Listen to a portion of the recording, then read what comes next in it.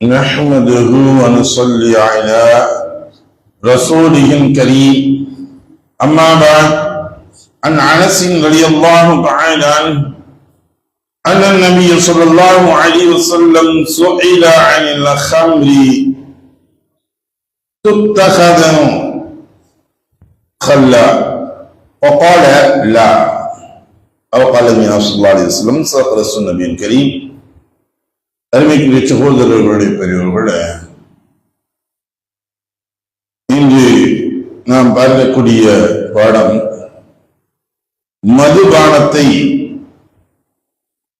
சமையல் முறையில் இந்த காடியாக வினிகராக மாற்றப்படுகின்றது. இதை சாப்பிடலாமா? அதே போல மது அருந்தக்கூடியது மருந்துக்காக நான் சாப்பிடுறீங்க அப்படின்னு சிலர் சாப்பிடுவாங்க. இந்த இதெல்லாம் கொடுமாங்கிறத பற்றி தான் பார்க்கக்கூடிய பாடமாக இருக்கின்றது. அனஸ் ரலியல்லாஹு தஆலா அவர்கள் கூறியதாவது, நபி ஸல்லல்லாஹு அலைஹி வஸல்லம் அவர்களிடம் மதுவை சமையல் காடியாக மாற்றுவதை பற்றி கேட்கப்பட்டது. அதற்கு நபி ஸல்லல்லாஹு அலைஹி வஸல்லம் அவர்கள் இதனை மாற்றக்கூடாது என்று கூறினார்கள் என்பதாக அறிவிக்கிறாங்க. அதாவது இயற்கையாக அது மாறக்கூடியதாக காடியாக மாறுது, அதாவது வினிகராக மாறக்கூடிய ஒன்று இருக்குது. மதுவிலிருந்தே வினிகர்கள் தயார் செய்வது. அது எப்படி அப்படின்னா, இந்த மதுவை சில காலங்களில் விட்டுவிட்டால் தானாகவே அது வினிகராக மாறிவிடும். அதை சமையலுக்கு பயன்படுத்தி மாற்றக்கூடிய ஒன்று இருக்கு. சமைச்சு அதுல சில வஸ்துகள் எல்லாம் போடப்பட்டு கொதியூட்டப்பட்டு அதுல இருந்து எடுப்பாங்க. பழங்களிலிருந்து கொதியூட்டப்பட்டு எடுக்கக்கூடியது வேற, மதுவில் இருந்து கொதியூட்டப்பட்டு எரிசாராயத்தை போன்று எடுக்கக்கூடியது. இந்த விஷயங்களை பார்க்கக்கூடிய சமயத்துல அது முற்காலத்துல எப்படி எதுல இருந்து எடுத்திருக்காங்க அப்படின்னா, ரொட்டி துண்டு, வெங்காயம், குழைத்த மாவு, இது போன்ற விஷயங்களை ஊற வைக்கப்பட்டு அதை நாட்கணக்கில் ஆக்கப்பட்டு எரியூட்டப்பட்டு அதிலிருந்து வரக்கூடிய வியர்வைகளின் மூலியமாக எடுக்கப்பட்டதாக இருந்துச்சு. இன்னைக்கு நம்ம சொல்லணும்னா நமக்கு வழங்குறாமல் சொன்ன இந்த எரிசாராயம் உருவாக்கக்கூடிய முறைகள் போன்று இது போன்று வைத்துக் கொண்டு எடுத்தாங்க. இப்படி எடுக்கக்கூடியது கூடாது. இது போன்று இருக்கக்கூடியது மதுதான். அது வேற எந்த உண்மையை மிஸ் பண்ணலையே, நேரடியாகத்தானே எடுக்கிறோம். வியர்வைகளின் மூலியமாக, அதனுடைய அந்த நீராவி வெப்பத்தின் மூலியமாக, நீராவின் மூலியமாக எடுக்கக்கூடிய ஒன்று. இப்படி எடுக்கப்படக்கூடியதும் இதுவும் சாராயம் தான், மதுதான். அதுவும் அருந்துவது கூடாது, அதையும் உபயோகிப்பது கூடாது. அது வேற எதுக்காச்சும் உபயோகிக்கலாமா அப்படின்னா அப்படி வேறு செய்வதும் கூடாது என்பதைத்தான் இந்த ஹதீஸில் ரசூலுல்லாஹி ஸல்லல்லாஹு அலைஹி வஸல்லம் அவங்க சொல்லி காட்டுறாங்க.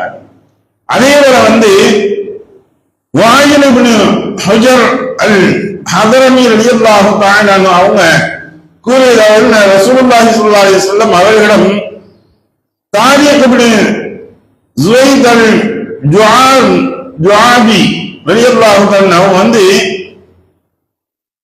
மது தயாரிப்பதை பற்றி கேட்டார்.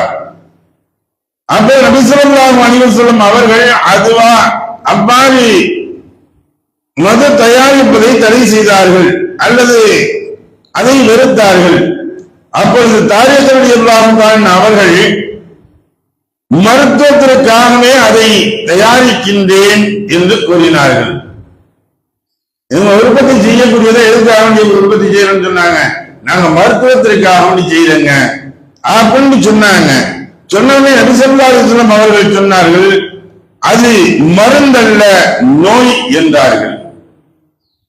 நீங்க சிலர் சொல்லுவாங்க இந்த ஒயின் அப்படின்னு சொல்லக்கூடிய ஒன்று, அது மதுபானத்தோட சேர்ந்ததுதான். இந்த ஒயினை சொல்லும் பொழுது சும்மா கொஞ்சம் குடிச்சுக்கலாம், 100 ml குடிச்சுக்கலாம், உடம்பு அளவு குடிக்கும், உடம்பு மினுக்கும் அப்படின்னு சொல்லிக்கிட்டு இதுக்கு ஒரு சப்பக்கட்டு காரணங்களை சொல்லிக் கொண்டு அவர்கள் சொல்கின்றார்கள். ஆனால் அது எவ்வளவு குடிக்கப்பட்டாலும் சரி மதுதான். அது ஒரு சொட்டாக இருந்தாலும் சரி அல்லது அது ஒரு பாட்டிலாக இருந்தாலும் சரி, அதனால நமக்கு நன்மைகள் ஏற்படும் இல்லை, அதனால நமக்கு தீமைகள் தான் ஏற்படும் என்பதாக ரசூலுல்லாஹி ஸல்லல்லாஹு அலைஹி வஸல்லம் சொன்னாங்க. அது எப்படியா இருந்தாலும் குடிப்பது கூடாது. அதனாலதான் நம்ம இன்னைக்கு என்ன சொல்றோம், ஒரு விஷயங்கள் அதிகமாக நீங்க இந்த கூல்ட்ரிங்க்ஸ் சொல்லக்கூடிய பானங்களை அருந்தாதீர்கள்.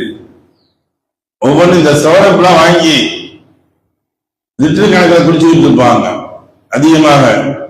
இந்த ஒன்னும் சொல்ல போனா சில நம்முடைய அரபு கண்ட்ரிகள்லயே அது கல்ச்சராகவே போச்சு. உணவோட சேர்த்து இந்த 7up, மிராண்டா, கொக்கோகோலா இது போல வஸ்துக்களை அந்த இதுல எடுத்திருந்து நீங்க பாட்டில்ல பின்னாடி எடுத்து பார்த்தா அதுலயே எழுதியிருப்பான் ஆல்கஹால் 0.07% எப்படின்னு அதிலே போட்டிருப்பான். அப்ப அதில் கொஞ்சமாவது கலக்கப்படுகின்றது. ஆல்கஹால் குடி சொல்லக்கூடிய மதுபானத்தை கலக்கப்படுது. அது அதிகமாக குடிக்க வயிற்று புற்றுநோய்கள் ஏற்படுவதற்கு அதிகமாக வாய்ப்புகள் இருப்பது என்பதாக மருத்துவர்கள் சொல்லக்கூடிய ஒன்று. தலைவர்கள் இதெல்லாம் மறைச்சு போட்டுதான் இயற்கையான நாம் குடிக்கக்கூடிய குளிர்பானங்களை எல்லாம் தடை செஞ்சுட்டாங்க. தடை செஞ்சு கொண்டு போயிட்டாங்க. இளநீ என்பது கிடைப்பதில்லை. அதே போல நீர்மோர் என்பது இல்லாமலே போயிடுச்சு. இந்த கொஞ்சமாக குடிக்கிறத பத்தி பார்த்தோம்னா மருத்துவர்கள் என்ன சொல்லியிருக்காங்க, ஆய்வுகள் என்ன சொல்லியிருக்காங்க அப்படின்னு பார்த்தோம்னா, இந்த நவீன காலத்துடைய அறிஞர்களும் மருத்துவர்களும் சொல்கின்றார்கள், ஒரு நோய்க்கு மதுவை விட்டால் வேறு மருந்தே கிடையாது என்ற நிலை மருத்துவ உலகத்தில் கிடையாது என்கிறார்கள். ஸ்காட்லாந்து நாட்டை சார்ந்த டாக்டர் மிலர் என்பவர் சொல்றாரு, மது எந்த நோயையும் குணப்படுத்தாது என்கின்றார். ஆங்கிலரான டாக்டர் ஜான்சன் மதுவை மருந்துக்காக பயன்படுத்தியே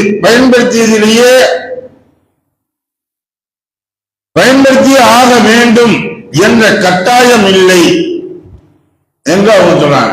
இதுவரை பல மருத்துவர்கள் சொல்லக்கூடிய சான்றுகள் மது என்பது இதன் மூலமாக மருத்துவம் செய்ய முடியும் என்று சொல்லக்கூடியது முற்றிலுமான பொய்யான ஒன்று. அதை கொண்டு செய்ய முடியாது, மருத்துவம் செய்ய முடியாது என்பதை தெளிவுபடுத்துறாங்க. இன்னும் சொல்ல போனா 1919ஆம் ஆண்டு செப்டம்பர் மாதம் 15ஆம் நாள் அமெரிக்காவில் உள்ள சிகாகோ நகரில் கூடிய சர்வதேச மருத்துவ மாநாட்டில் தீர்மானம் பண்ணியிருக்காங்க, நோயாளிக்கு வேறொரு மருந்தை கண்டறியாமல் மதுதான் மருந்து என்று பரிந்துரைக்கும் மருத்துவர் 10 ஆண்டு காலம் பின்னோக்கி மருத்துவர் என்பதாக அந்த மாநாட்டில் முடிவு செய்யறாங்க. அந்த மருத்துவர் ஒரு டாக்டர் சொல்றாரு, இல்லைங்க உங்களுக்கு வேற வழியே இல்லைங்க, நீங்க கொஞ்சமாச்சும் குடிச்சுதாங்க தீரணும் அப்படின்னு சொன்னா, அவர் என்னன்னா 10 ஆண்டு காலங்கள் இவர் பின்னோக்கி சென்றாரு, பழமைவாதியாக இருந்து கொண்டிருக்கின்றார். இவர் இதுக்கு மாற்று வழி இல்லை என்று சொல்வது பொய் என்பதை இவர்கள் சொல்கின்றார்கள். அருமைக்குரிய சகோதரர்களே, இந்த மதுவின் மூலியமாக எந்த ஒரு தீர்வும் காண முடியாது, அது எந்த ஒரு மருந்தும் இல்லை என்பதையும் நமக்கு விளக்கி காட்டக்கூடிய முறையாக இந்த ஹதீஸ்கள் இருக்கின்றது. எதை பிடித்தோமோ எதை கேட்டோமோ அதை விளங்கி நடக்கக்கூடிய நன்மக்களாக உள்ளவங்களாக நம்ம ஆக்கி அருள்வானாக. واخر دعوانا الحمد لله رب العالمين سبحان الله وبحمده سبحانك اللهم وبحمدك ونشهد ان لا اله الا انت ونستغفرك ونتوب اليك. آمين. سبحان ربك رب العزة عما يصفون والسلام على المرسلين والحمد لله رب العالمين.